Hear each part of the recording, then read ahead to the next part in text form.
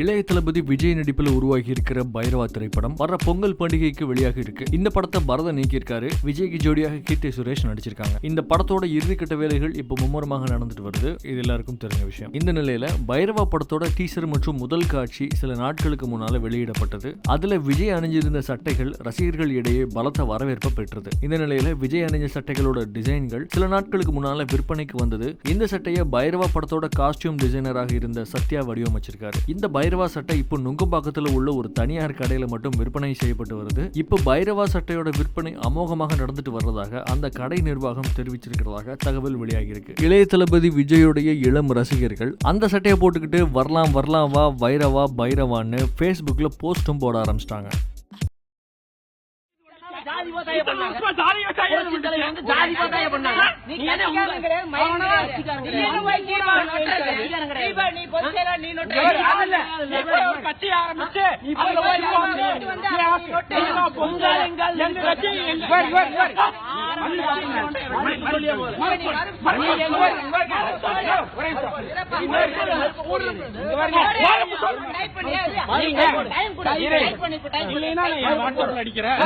இல்ல